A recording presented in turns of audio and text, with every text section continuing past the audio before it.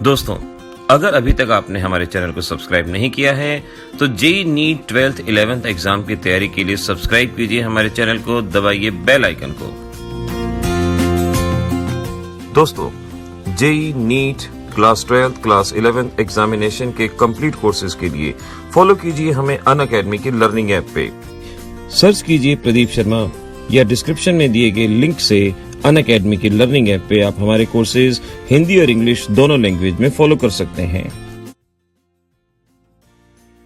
Video के अंदर बच्चों हमें ये जानना है कि एक्सपेरिमेंटली किस तरह से हम ये पता लगा सकते हैं कि रेट लॉ क्या है, ऑर्डर ऑफ रिएक्शन क्या है। आइए सीखते हैं। सबसे पहला मेथड जो है आपका ग्राफिकल मेथड।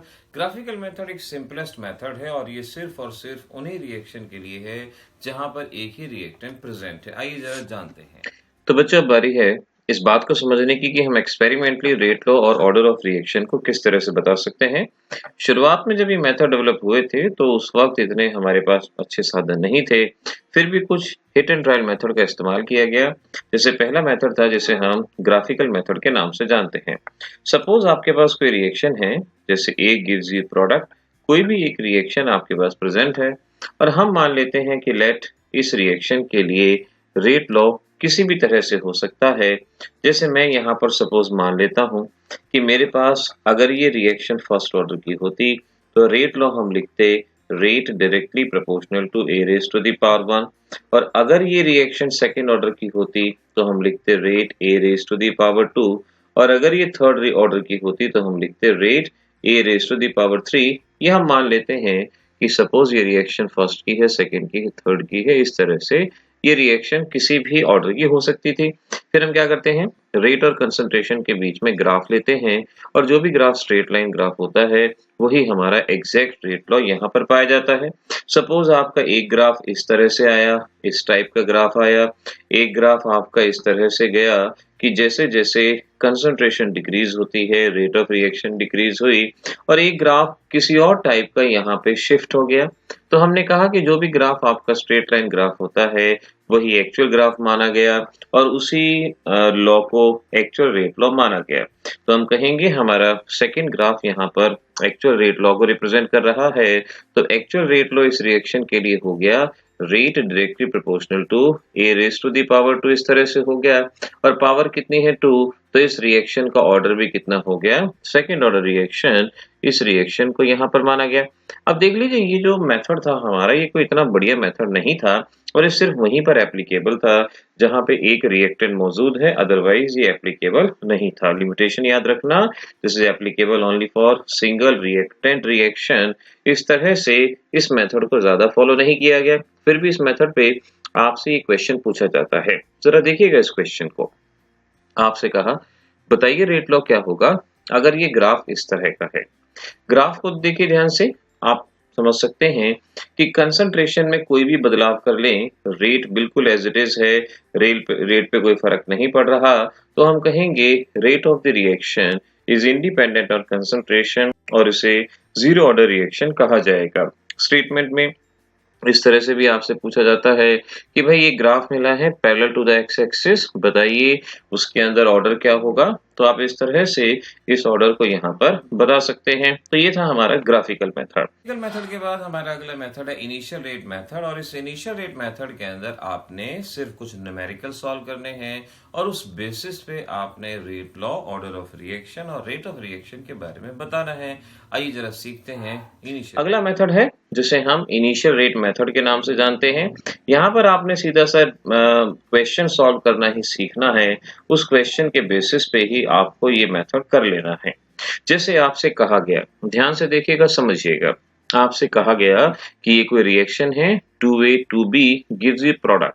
पहली बात तो ये जान लीजिए, किसी भी रिएक्शन को सिंपली देख के आप उसका रेट लॉ नहीं बता सकते।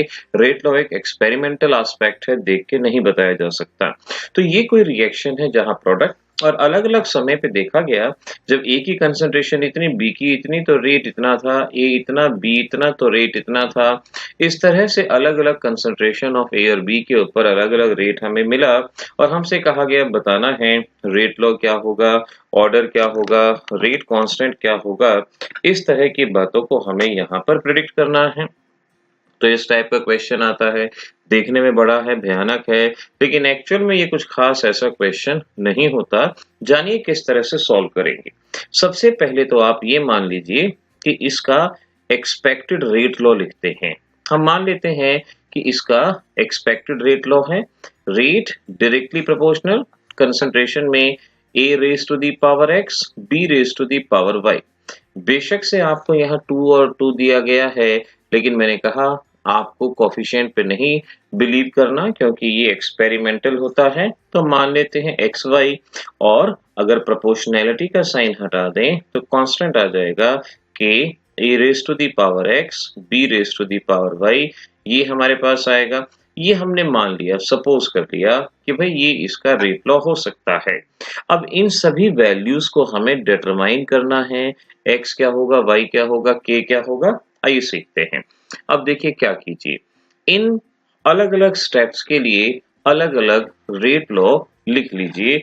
इन अलग अलग स्टेप्स के लिए सपोज मैं कहता हूं स्टेप नंबर 1, अब यहाँ रेट कितनी है आपके पास, 0.005 स्टेप नंबर 1 में है, और k a raise to the power x step number 1 में a कितना है, दिस इज 0.01 पावर x, ऐसे ही b के कितना 0.01 पावर y, यानी हमने इस एक्सप्रेशन में इस वैल्यू को रखा। सेकंड के लिए देखिए, यहाँ पर आपको रेट गिवन है, दिस इज 0.020 k, A की कंसंट्रेशन है 0.02 पावर x, 0.01 पावर y। ऐसे ही आपने थर्ड के लिए देखा, और यहाँ पर मालूम पड़ता है 0.060 k, 0.02 power x, 0.03 power y। तो आपने इस तरह से इस रेट लॉ को मानते हुए इसके अंदर first serial number, second serial number, third serial number की वैल्यू को पुट किया। ये रेट आपने यहाँ पर लिखा, इस तरह से लिखा, और concentration of A, concentration of B, उन्हें आपने यहाँ पर इन वैल्यू को पुट किया। अब आपका मेन टारगेट है, आपको x और y की वैल्यू निकालनी है। तो क्या कीजिए, इनमें से किसी को भी किसी से डिवाइड कर दीजिए। इनमें से आप किसी को भी किसी से डिवाइड कर दीजिए।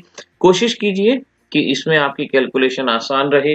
जैसे अगर मैं 2 को 3 से डिवाइड करता हूँ या 3 को 2 से डिवाइड करता हूँ तो 0.02 कैंसिल आउट हो जाएगा, तो हमारे लिए अच्छा रहेगा। या आप 1 को 2 या 2 को 1 से करते हैं तो 0.01। तो हम ऐसा करते हैं, सबसे पहले हम कहते हैं divide equation number 2 by 1। Equation number 2 को 1 से डिवाइड कीजिए। आपके ऊपर डिपेंड है, आप किसी को भी किसी से डिवाइड कर सकते हैं। कोशिश ऐसी कीजिएगा कि आपको आसान मिले। इक्वेशन नंबर 2, तो इक्वेशन नंबर 2 में है 0.020, यहाँ k है आपके पास, 0.02 पावर x है, 0.01 पावर y है। इसको हमें फर्स्ट इक्वेशन से डिवाइड करना है, 0.005 है, यहाँ k है, 0.01 पावर x, 0.01 पावर y। मैंने कहा कि बस इतना ध्यान रखें कि कोई ऐसी वैल्यू सिलेक्ट करें कि कम से कम एक वैल्यू तो कैंसिल आउट हो रही हो। अब इनको सॉल्व कर लीजिए, 4 पे चला जाएगा, k से k कैंसिल आउट हो गया, और ये 2 पे चला जाएगा पावर x, और यहाँ से जब आप x की वैल्यू सॉल्व करेंगे 2 आएगी, 2 रेज टू दी पावर 2, तभी तो आपके पास ये वैल्यू यहाँ पर आ पाएगी। तो इस तरह से आप समझ सकते हैं कि x की वैल्यू हमारे पास आ ही जाएगी। ऐसे ही आप किसी और इक्वेशन को, लेट इक्वेशन नंबर थर्ड को 2 से डिवाइड कर दीजिए, 0.02 कैंसिल आउट हो जाएगा। So we can say divide equation number 3 by 1। Equation number 3 को बाय 1 नहीं, बाय 2 से डिवाइड कर दीजिए। मर्जी है 1 से डिवाइड करना चाहें तो वो भी किया जा सकता है, लेकिन कैलकुलेशन आसानी के लिए 2 से डिवाइड कर दें। तो equation number third, this is 0.06 और divided by 0.02 k and k, और यहाँ पर है आपके पास 0.02 मैं इन दोनों को सपोज इकट्ठा ही लिख देता हूँ, पावर x, और 0.03 और 0.01 पावर कितना आएगा y। अब 0.02 कैंसिल आउट हो गया, ये कितने पे जाएगा, 3 पे जाएगा, ये कितने पे जाएगा, 3 पे जाएगा। तो इस तरह से मैं यहाँ पर कह सकता हूँ कि ये बचा 3 raise to the power y and y should be 1। ये मेरे पास y की वैल्यू आ गई, ये x की वैल्यू आ गई, x और y आ चुका है। अब इन दोनों वैल्यूज को आपको इस इक्वेशन के अंदर रखना है। नाउ देखते हैं, सबसे पहले हम x और y की वैल्यू को अगर यहाँ पे रखें तो क्या लिखा जाएगा, rate is equal to k e raise to the power x कितना है 2 और y कितना है आपके पास 1, तो हम कहेंगे हमारा रेट लॉ ये आ गया, ये रेट लॉ आ गया। फिर उसके बाद ऑर्डर ऑफ रिएक्शन निकालना है। ऑर्डर ऑफ रिएक्शन आप जानते हैं sum, that is 2 + 1, order of reaction 3, हमारे थर्ड पार्ट का आंसर आ गया। तो इस तरह से ये हमारे पास यहाँ पर आंसर आ जाएंगे। फिर थर्ड देखिए, रेट कांस्टेंट निकालना है। अब क्या कीजिए, रेट कांस्टेंट है, रेट कांस्टेंट के बारे में ध्यान रखिए, किसी भी रिएक्शन के लिए रेट कांस्टेंट हमेशा कांस्टेंट रहता है। रेट कांस्टेंट की वैल्यू हमेशा कांस्टेंट रहती है, बदलती नहीं है। तो आप क्या कीजिए, इस रेट लॉ के अंदर किसी एक सीक्वेंस की वैल्यू को आपको रखना है। इस रेट लॉ के अंदर किसी भी एक सीक्वेंस की वैल्यू को, सपोज इक्वेशन नंबर 1 की वैल्यू को पुट कर देते हैं। रेट कितना है 0.005, जिसे हम लिख सकते हैं 5 raise to the power 10 raise power -3। के ए आपके पास 2 है 0.01 यानी 10 रेज टू दी पावर -2 लिख सकते हैं पावर 2। बी भी इतना ही है, पावर 1 आपके पास है।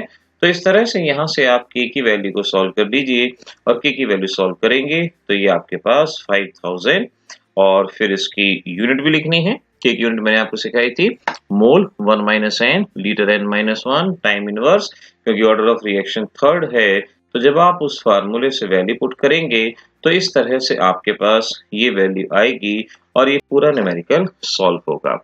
तो बच्चों ऐसे ध्यान से, कुछ भी मुश्किल नहीं है, लेकिन स्टेप वाइज मैनर में फॉलो करना। आप में से काफी बच्चे यही गड़बड़ी कर जाते हैं कि वहां पर वो सारी चीजों को ना लिख के डायरेक्ट लिख देंगे, ये गलत हो जाता है, उससे आपके मार्क्स डिडक्ट होते हैं। कोशिश कीजिए जो जो स्टेप्स मैंने बताए हैं उसी स्टेप्स के अकॉर्डिंगली इन सारी चीजों को सॉल्व कीजिए।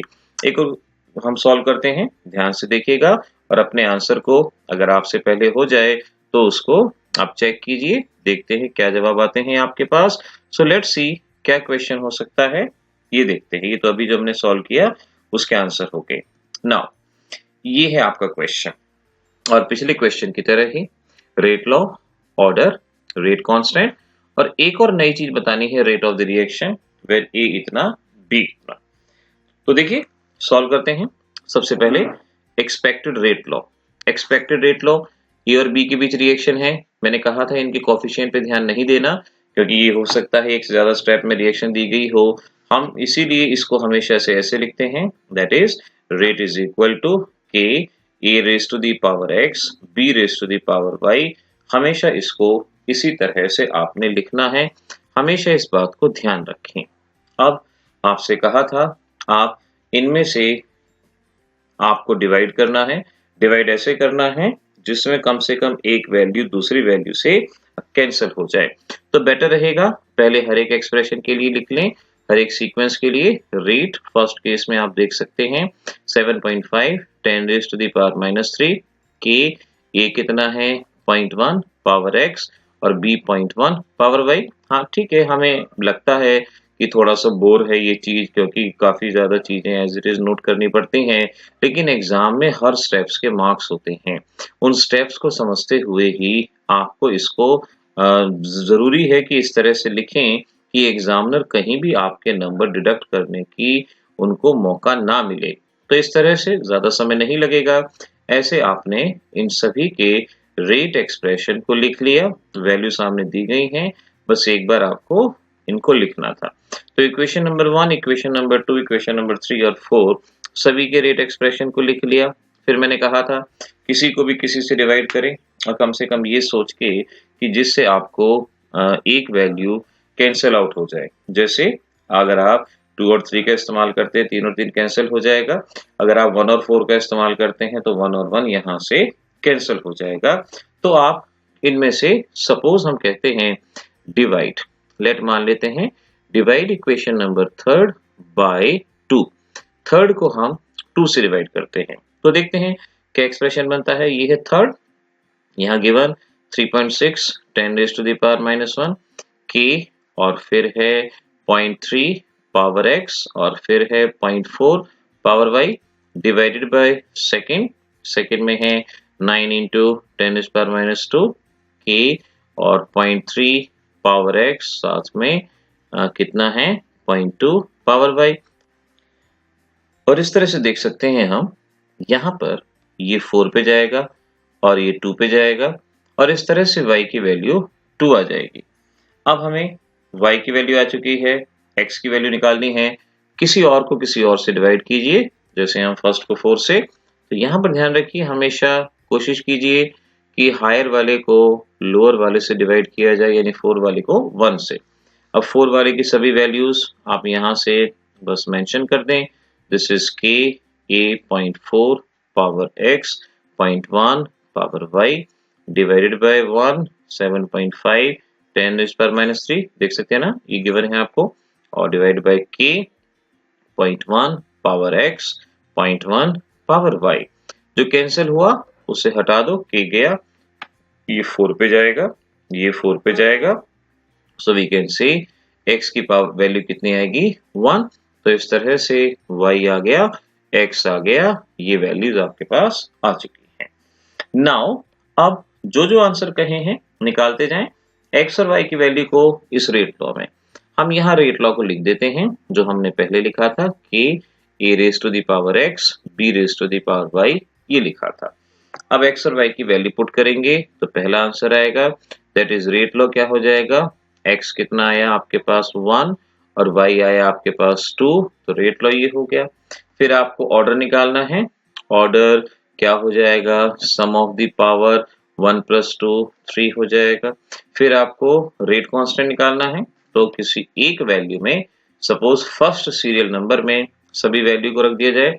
तो फर्स्ट सीरियल नंबर का रेट है 7.5 into 10 raised to the power -3 is equal to k। और a कितना है 0.1 और x कितना है 1 और b कितना है 0.1, यहाँ भी 1।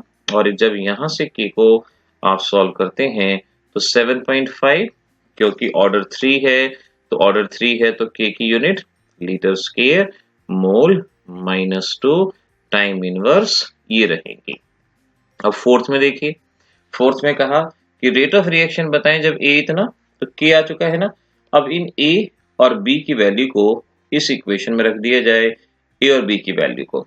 तो देखते हैं, rate is equal to, now k आ चुका है 7.5, a हमें कहा कितना माने 0.8 माने पावर 1 और b कितना माने 0.5 और यहाँ से पावर 2। और इस तरह से जब आप इसको सॉल्व करेंगे 1.5। अब रेट की यूनिट तो सेम होती है हमेशा, वो क्या होती है mole litre inverse time inverse. इस तरह से ये वैल्यू रहेगी आपके पास। अब आप जरा होमवर्क के लिए कुछ क्वेश्चन यहाँ से नोट कर लीजिए और इन क्वेश्चंस को आपने सॉल्व करना है। आंसर भी मैं दे रहा हूँ, फेमस क्वेश्चन है, हर बुक के अंदर इनके सॉल्यूशन भी अवेलेबल होते हैं। पहले खुद से ट्राई कीजिए। आपको यहाँ पहले ही बता दिया गया है कि और बे के बीच में reaction first order with respect to A, zero order with respect to B. यानी ये मान के चलना है कि रेट लॉ आपको गिवन है, that is rate A power 1 B power 0, ये गिवन है। और बस फिल इन द ब्लैंक के अंदर वैल्यू आपको फाइंड आउट करनी है। हिंट यही है, पहले फर्स्ट वैल्यू पुट करके k की वैल्यू निकाल लीजिए, फिर दोबारा से सेकंड की वैल्यू, थर्ड की वैल्यू, जो नहीं होगा वो आसानी से आ जाएगा। और आपके आंसर्स ये दिए जा रहे हैं, ये सभी आपके आंसर्स जो यहाँ पर आएंगे ये गिवन। रेट लॉ मैंने बता दिया है, k की वैल्यू सॉल्व करेंगे ये आएगी, सेकंड का फिर आपका फिल इन द ब्लैंक ये आएगा, थर्ड का इधर से आएगा, फोर्थ का इधर से, ये आप सॉल्व कर सकते हैं। एक और क्वेश्चन, ये भी आपके लिए इंपॉर्टेंट है एग्जाम के लिए, इसके बारे में सॉल्व करना है। जैसा कि मैंने अभी बताया, rate law, order, rate constant के बारे में बताना है। आंसर आपका ये है, कोशिश करें ये आंसर आप अच्छे से निकाल सके, इसके बारे में ट्राई करें। मेथड है इंटीग्रेटेड रेट लॉ मेथड, और इंटीग्रेटेड रेट लॉ एक्सप्रेशन आपको सीखना है जीरो ऑर्डर रिएक्शन के लिए, फर्स्ट ऑर्डर रिएक्शन के लिए। देखिए ध्यान रखिएगा, जितनी भी न्यूक्लियर रिएक्शन है वो सारी की सारी फर्स्ट ऑर्डर रिएक्शन होती हैं। तो जो अब आप कंसेप्ट पढ़ने वाले हैं वो आपकी केमिस्ट्री में भी काम आएगा, फिजिक्स में भी काम आएगा, लेकिन आपको जीरो ऑर्डर भी सीखना है और उसके साथ साथ फर्स्ट ऑर्डर भी। आइए जानते हैं किन किन बातों का आपको यहाँ पर ध्यान रखना है। पहले शुरुआत करेंगे हम जीरो ऑर्डर रिएक्शन से। अब बारी है बच्चों इंटीग्रेटेड रेट लॉ एक्सप्रेशन को समझने की, और इंटीग्रेटेड रेट लॉ एक्सप्रेशन के बेसिस पे ही आपसे न्यूमेरिकल पूछे जाते हैं, और ये आपको कम से कम 2 टाइप की रिएक्शन के लिए करना है, zero order reaction as well as first order reaction. आइए यहाँ पर मैं आपको बताता हूँ जीरो ऑर्डर रिएक्शन में आप किस तरह से इंटीग्रेटेड रेट लॉ एक्सप्रेशन कर पाएंगे, किन किन बातों का आपको ध्यान देना है। जरा ध्यान से सीखिएगा, अगर आता है तो बहुत अच्छी बात है, नहीं तो जरा समझ लीजिएगा। सपोज आपके पास ये रिएक्शन है, ए गिव्स यू बी, और एक ये जीरो ऑर्डर रिएक्शन है। अब इस जीरो ऑर्डर रिएक्शन के लिए हम लिखेंगे पहले रेट लॉ। रेट लॉ आपको याद हो, रेट लॉ आपका क्या कहता था, रेट इज इक्वल टू के कंसंट्रेशन, क्योंकि ऑर्डर जीरो है तो यहाँ जीरो आएगा। और मैंने आपको शुरुआत में रेट ऑफ रिएक्शन का एक्सप्रेशन बताया था, और उसके accordingly rate of the reaction किसके बराबर होती है, change in concentration upon change in time. और क्योंकि हम यहाँ ए के विद रेस्पेक्ट लिखते हैं, तो मैं इस बात को ऐसे लिख सकता हूँ minus minus D A by D T, इस तरह से लिख सकते हैं। माइनस क्यों लिया, क्योंकि रिएक्टेंट की कंसंट्रेशन डिक्रीज होती है, और D stands for small change in concentration of A, small change in concentration of D time. इस तरह से हमने ये पहला एक्सप्रेशन रेट लॉ से लिखा है, और ये रेट ऑफ रिएक्शन का एक्सप्रेशन हुआ। ये भी रेट के बराबर, ये भी रेट के बराबर, दोनों ही रेट के बराबर हैं, तो दोनों को हम इक्वेट कर देते हैं। So I can write minus D A by D T is equal to K E raise to the power zero, इस तरह से। अब आप अच्छे से जानते हैं किसी की पावर जीरो हो वो 1 हो जाता है, डी टी को यहाँ पर, so I can say minus D is equal to K D T, और माइनस का साइन अगर इधर लेके जाएं तो हम लिखेंगे d is equal to minus K D T, इस तरह से इसको लिखा जा सकता है। अब ये हमारे पास एक्सप्रेशन आ गया। अब आपने करना है इसका इंटीग्रेशन। इंटीग्रेशन करना है, मैथमेटिक्स और फिजिक्स में आपने इन चीजों को पढ़ा है, तो एक बार जान लेते हैं कि इंटीग्रेशन में किन किन बातों का ध्यान रखना है। नाउ इंटीग्रेशन करते वक्त लिमिट्स लगा दीजिए। टाइम अगर जीरो है तो concentration of A not, time अगर t है तो कंसंट्रेशन ऑफ ए मान ली जाएगी। इस तरह से हम इसका करेंगे इंटीग्रेशन। लिमिट्स हमने लगा दी हैं, और इंटीग्रेशन में आपको अगर आइडिया हो तो जब हम इसे सॉल्व करते हैं तो इसे लिखा जाएगा ए नॉट, और यहाँ लिखेंगे ए और माइनस के और t, और यहाँ जीरो और यहाँ t, इस तरह से लिखा जाएगा। और जब इस चीज को हम सॉल्व करते हैं तो सॉल्व करके क्या बनेगा, final minus initial, upper minus lower, यानी a minus A not is equal to minus K T minus zero, इस तरह से।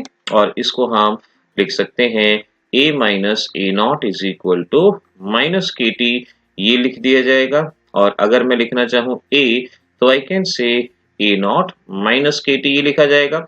ये माइनस वाला ए नॉट इधर आके पॉजिटिव हो जाएगा, इस तरह से इसको लिखा जाएगा।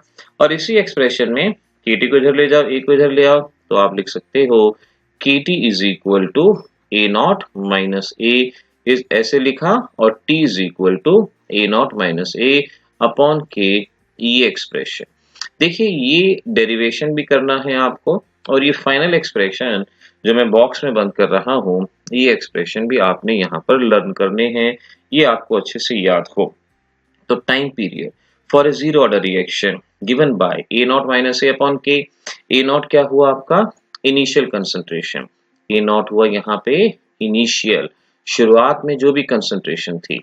ए आपके पास क्या हुई, कंसंट्रेशन लेफ्ट, आप यानी जो भी आपके पास फाइनल कंसंट्रेशन बचती है, या कंसंट्रेशन लेफ्ट कह सकते हैं। और के क्या हुआ आपका, रेट कांस्टेंट। इस तरह से इस एक्सप्रेशन को याद रखना। जीरो ऑर्डर रिएक्शन मेनली मैंने बताई थी, फोटोकेमिकल रिएक्शन जितनी भी होती हैं सारी की सारी जीरो ऑर्डर रिएक्शन ही कहलाई जाती हैं। अब जरा ध्यान से, पहली term life time of the reaction.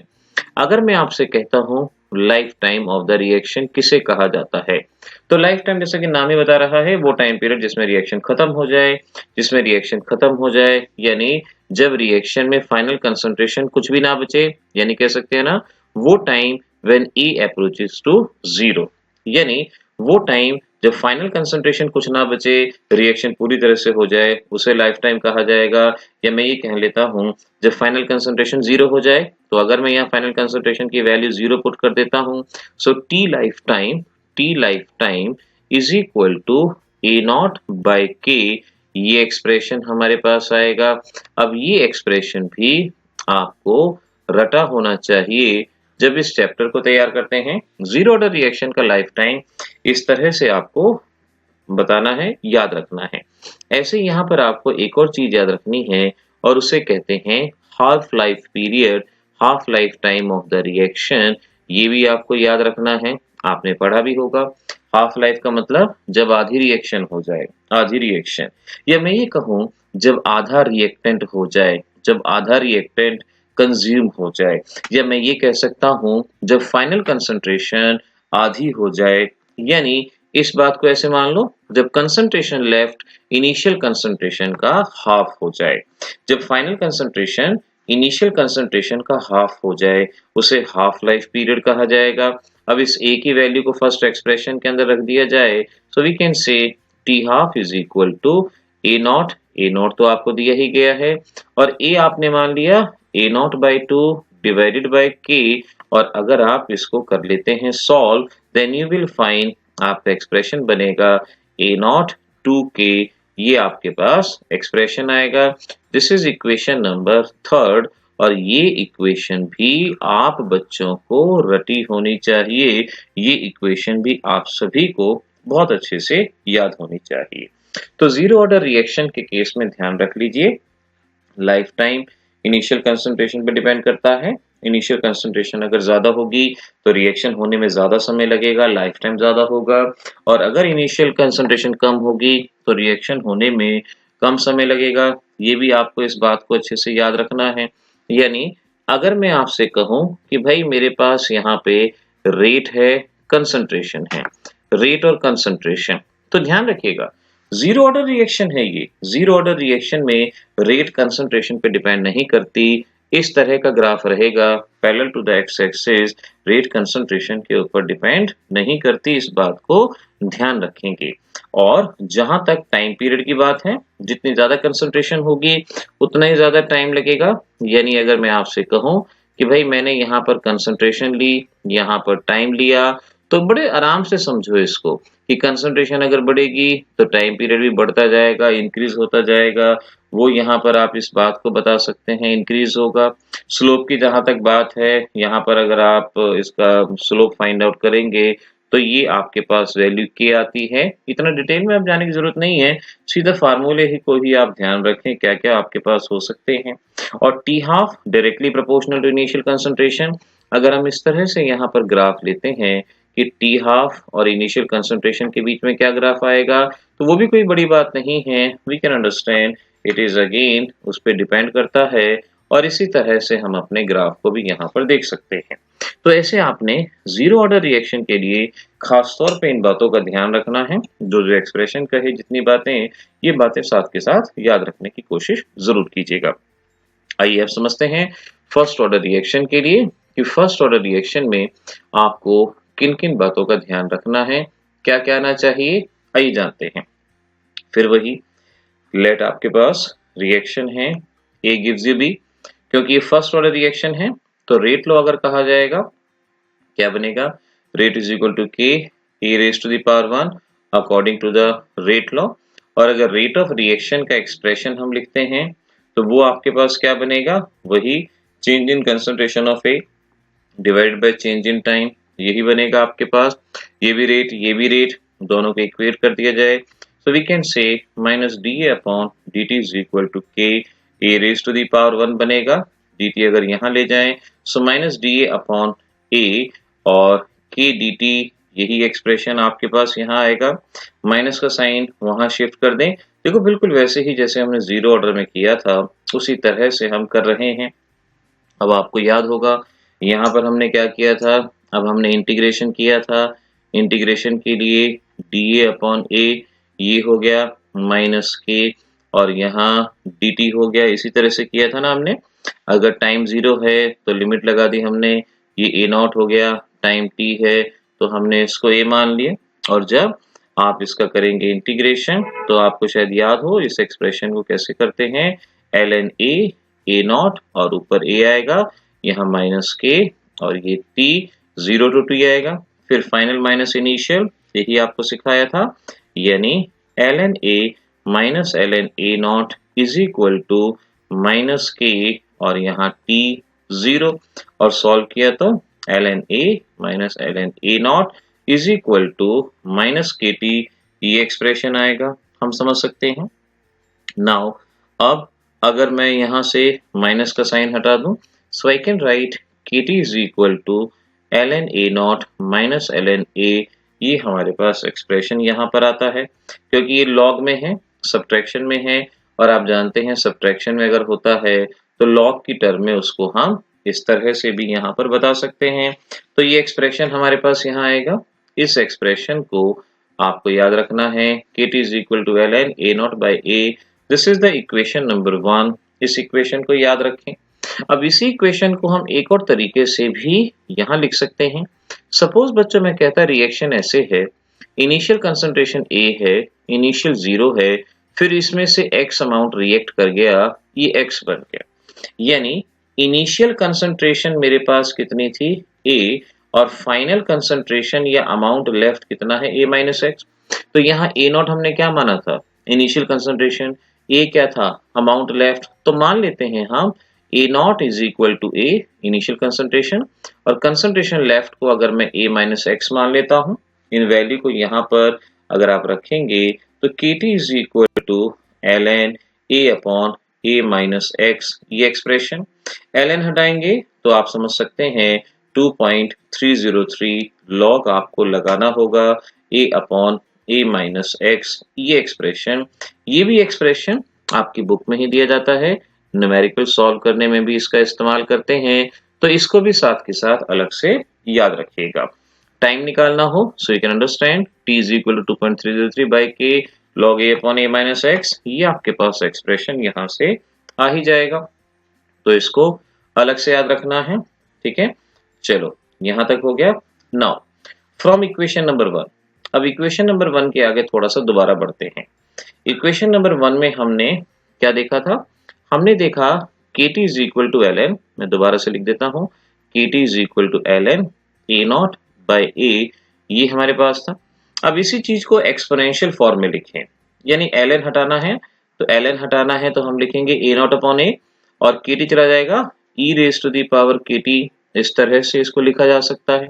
या इसी बात को हम ऐसे भी तो लिख सकते हैं ना, A upon A naught is equal to e raise to the power minus KT, और A is equal to A naught e raise to the power minus KT, equation number 3 जो आपको रटी होनी चाहिए, भूलना मत, जो चीजें बॉक्स में बंद कर रहा हूं ये आपको अच्छे से रटी होनी चाहिए, आपको याद रखना जरूरी है। एग्जाम में आपसे कह सकते हैं C is equal to C naught e raise to the power minus KT बताओ, या N is equal to N naught e raise to the power minus KT, सारी बातें सेम है, सारी बातें एक जैसी हैं, इनमें कोई भी फर्क नहीं पड़ता। नाउ सपोज, अब मैं यहाँ पर कहता हूँ कि भाई सपोज टाइम 0 है, अगर टाइम 0 है आपके पास, टाइम 0, तो KT की वैल्यू क्या हो जाएगी 0, टाइम अगर 0 होगा तो KT की वैल्यू भी क्या हो जाएगी 0, KT की वैल्यू अगर 0 हो जाएगी so we can say A is equal to A not, बात सही भी है। अगर टाइम 0 होगा तो इनिशियल कंसंट्रेशन ही होगी, यानी रिएक्शन नहीं हुई। और अगर मैं कहता हूं भाई टाइम इन्फिनिटी है, टाइम इन्फिनिटी है, अगर टाइम इन्फिनिटी होगा, t की वैल्यू इन्फिनिटी पुट करेंगे तो KT भी क्या हो जाएगा, इन्फिनिटी हो जाएगा, KT भी इन्फिनिटी हो जाएगा आपके पास। So e raise to the power minus KT, तो e raise to the power minus KT का एक्सप्रेशन किसके बराबर हो जाएगा, 0 के बराबर हो जाएगा, और a इज इक्वल टू क्या होगा 0, a will be equal to 0। याद करो अभी मैंने क्या बताया था, वो टाइम पीरियड जब a अप्रोचेस टू 0 उसे लाइफ टाइम कहा जाता है। So a is equal to 0 या a approaches to 0 at infinity, तो हम इस बात को यहां से याद रख लें, life time of first order reaction, खास तौर पे फर्स्ट ऑर्डर रिएक्शन के लिए इस बात को याद रखना है कि इसका लाइफ टाइम क्या होता है, इंफिनिटी, यानी फर्स्ट ऑर्डर रिएक्शन कभी भी पूरी तरह से खत्म नहीं होती, इसका लाइफ टाइम आपने याद रखना है, इंफिनिटी होता है। खास तौर पे इस बात को यहाँ से बहुत अच्छे से याद रखने की कोशिश करनी है, ये आपको याद रहना चाहिए। अब जरा हाफ लाइफ पीरियड के बारे में बात कर लो। हाफ लाइफ पीरियड जब इतना कर रहे हैं तो इसको भी साथ साथ सीख लें। Half life period, half life बताया था मैंने, जब कंसंट्रेशन इनिशियल का हाफ रह जाए उसे हाफ लाइफ कहा जाता है, जब इनिशियल का हाफ रह जाए। Now let equation number 1, so we can say put value in equation number 1, equation number 1। Equation number 1 में अब इस वैल्यू को रखते हैं और देखते हैं क्या जवाब हो सकता है। So let's understand. Equation number 1 है ये आपके पास, तो मैं यहाँ इस एक्सप्रेशन को पहले ln की फॉर्म से हटा देता हूँ। सो kt इज इक्वल टू 2.303 और ln की जगह log a0 बाई a, हमने इस एक्सप्रेशन को पहले ऐसे लिख लिया। अब a की वैल्यू को अगर यहाँ पर रखा जाएगा तो मैं देखो ऐसे लिखता हूँ, ध्यान से देना, t हाफ, क्योंकि हाफ लाइफ की बात करें t हाफ, k इधर आ जाएगा, so I can write 2.303 by k log a0 ऊपर है ही और a हमने कितना मान लिया, a0 बाई 2, ये a0 बाई 2 आपके पास हो गया, this is a0 by 2। Solve करेंगे, सॉल्व करके क्या आएगा, a0 से a0 कैंसिल आउट हो जाएगा और ये जब आप सॉल्व करेंगे इट विल बी log 2, ये log 2 के बराबर आएगा और log 2 की वैल्यू होती है 0.3010, so we can say t half is equal to 2.303.3010 by k और यहाँ से सॉल्व करेंगे t half is equal to 0.693 by k, ये एक्सप्रेशन बनेगा 0.693 by k, ये एक्सप्रेशन t half का यहाँ पे। और इक्वेशन नंबर कौन सी होगी, 3 तो पर आ गई थी, दिस इज इक्वेशन नंबर 4, ये हमारे पास। अब ध्यान से देख लीजिए यहाँ पर, ध्यान से, टी हाफ और ये सामने कोई भी कंसंट्रेशन टर्म नहीं है तो हम कह सकते हैं T half is independent of any concentration term for first order reaction. आपके एग्जाम में क्वेश्चन आएंगे, हाउ कैन यू से the life time of A first order reaction is infinity, आप यहां तक बताएंगे। आपके एग्जाम में एक क्वेश्चन आ सकता है, हाउ कैन यू से that T half of first order reaction does not depends upon concentration, तो भी आपने यहाँ से इसी एक्सप्रेशन को बताना है कि ये इनिशियल कंसंट्रेशन पे डिपेंड नहीं करता। इस एक्सप्रेशन को आपको बड़े ध्यान से बताना होगा। अगर आप ये देखें कि जहां तक KT इज इक्वल टू है, लेकिन T हाफ के एक्सप्रेशन को खास तौर पे इस बात को आपको यहाँ से अच्छे से याद रखने की जरूरत होगी। फर्स्ट ऑर्डर रिएक्शन के लिए इंटीग्रेटेड रेट लॉ एक्सप्रेशन आपके एग्जाम में गैसियस रिएक्शन के लिए भी पूछा जाता है। आइए एक बार जान लेते हैं गैसियस रिएक्शन के लिए इसमें क्या क्या मॉडिफिकेशन करने होंगे। नाउ लेट, आपके पास रिएक्शन है, ए गैस कोई भी रिएक्शन है और ये कन्वर्ट हो रही है प्रोडक्ट के अंदर, that it is B gas, C gas, कोई भी रिएक्शन आपको यहाँ दी गई है।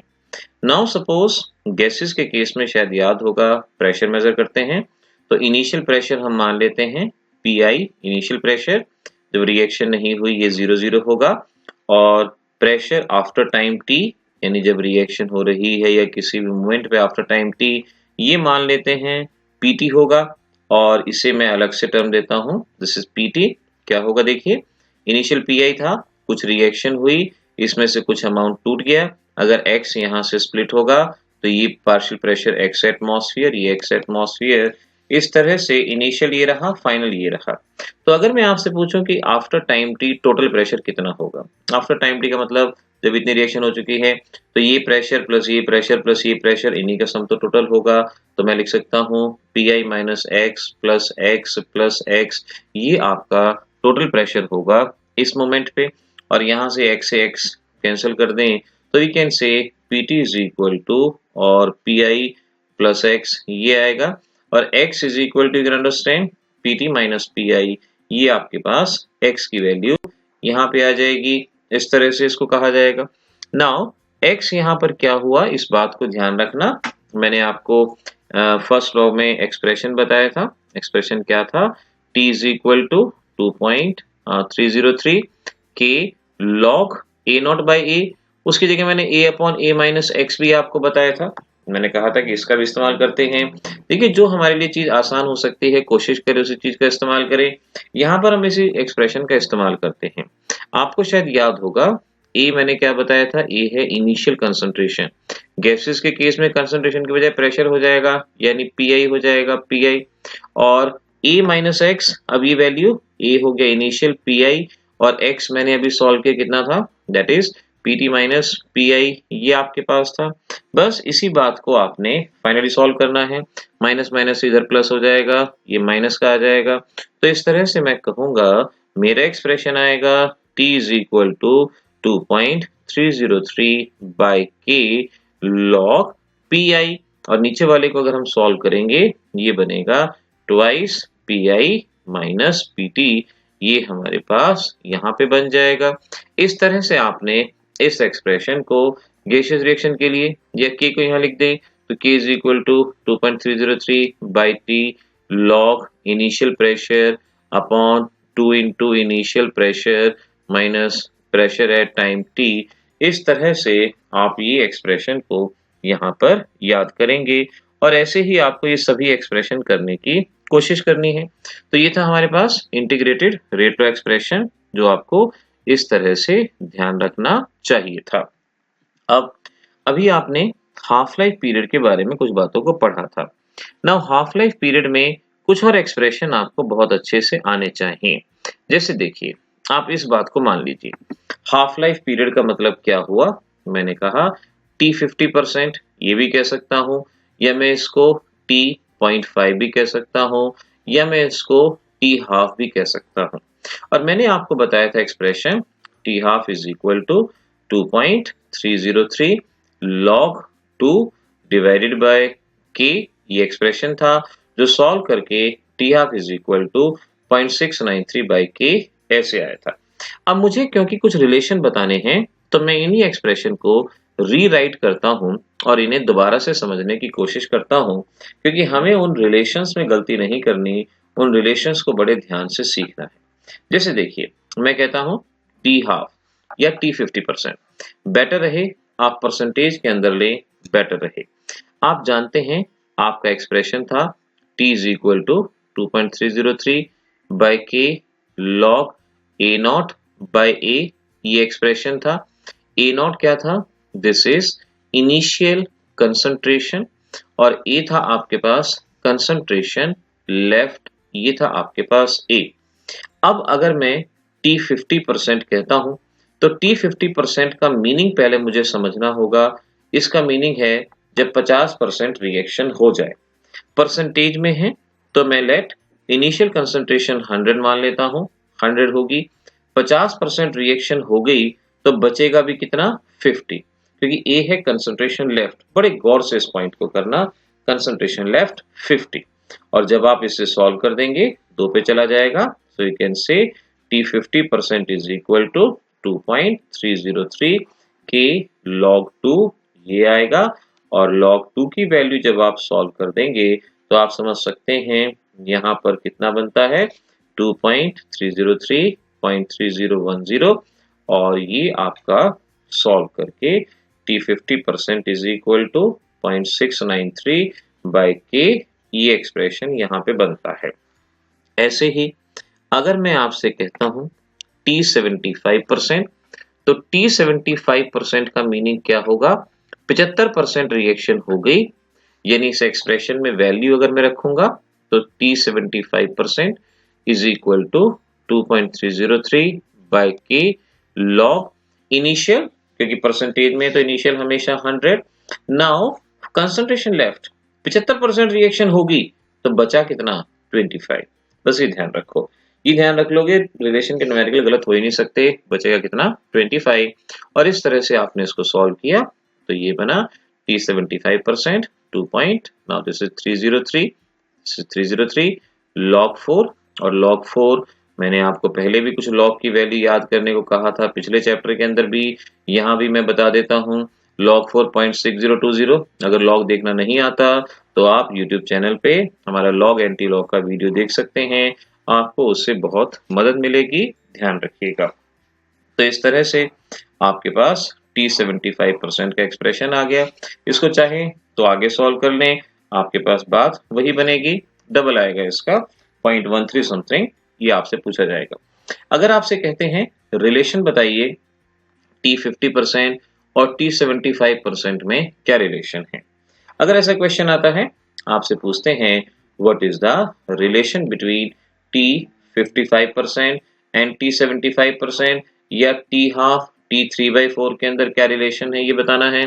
तो पहले आप T50% को इस तरह सॉल्व करेंगे, T75% को इस तरह सॉल्व करेंगे और फिर इन दोनों को डिवाइड कर दें। चाहे तो इस इक्वेशन और इस इक्वेशन को डिवाइड कर दें या फिर इसको सॉल्व करके फिर उस इक्वेशन को आप डिवाइड कर दें। लेट मैं यहाँ पर क्या करता हूँ, T50% इस एक्सप्रेशन को मान लेता हूँ, this is 2 point, now this is 303.3010 by के डिवाइडेड बाय T75% और T75% की वैल्यू को जब यहाँ पर रखा हमने तो 2 पॉइंट, दिस इज 303.6020 ऊपर किए जाएगा। बस जो कैंसिल हो रहा है उसे कैंसिल कर दो, के से के गया, ये आपका 2 पे चला गया। सो यू कैन से T50% is equal to 1/2 T75% और आप ये कह सकते हैं T75% is equal to 2 into T50%।